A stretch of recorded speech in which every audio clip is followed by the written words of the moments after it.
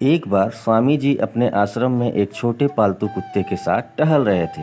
तभी अचानक एक युवक उनके आश्रम में आया और उनके पैरों में झुक गया और कहने लगा, स्वामी जी, मैं अपनी ज़िंदगी से बड़ा ही परेशान हूँ।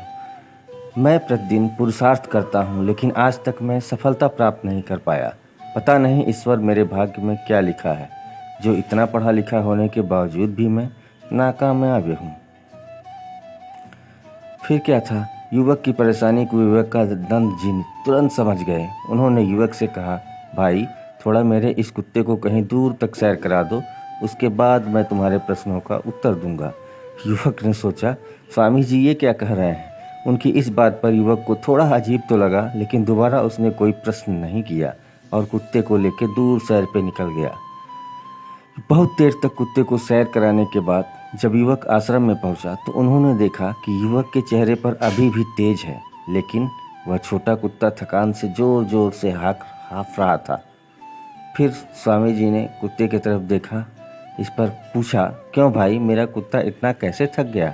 तुम तो बड़े शांत दिख रहे हो, क्या तुम्हें थकावट नहीं हुई?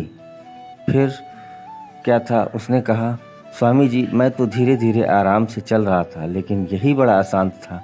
रास्ते में मिलने वाले सारे जानवरों के आगे पीछे दौड़ रहा था, इसलिए एक जैसी दूरी तय करने के बाद भी यह इतना ज़्यादा हाँफ रहा है, इतना ज़्यादा थक गया है, जबकि मैं केवल एक ही रास्ते पर चलता गया। तब विवेकानंद जी ने कहा, भाई, तुम्हारे प्रश्नों का उत्तर भी तो यही है।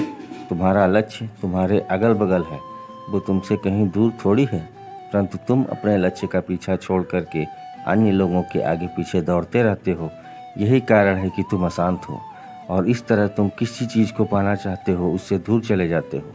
युवक उत्तर से संतुष्ट हो गया और अपनी गलती को सुधारने में लग गया।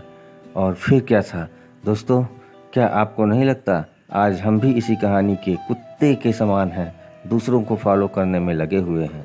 अगर आपका मित्र डॉक्टर है तो आप भी वही बनना चाहते हैं, भले ही उसमें आपकी कोई रुचि हो या ना हो। ऐसा करके हम अपनी प्रतिभा को खो बैठते हैं और ज़िंदगी भर संघर्ष करते रहते हैं। इसलिए दोस्तों, दूसरों को फॉलो ना करें, अपना लक्ष्य खुद बनाएं और उसके पीछे पूरी लगन से काम करें। तो आज की कहानी कैसी लगी फ्रेंड्स, कमेंट सेक्शन में ज़रूर बताइएगा।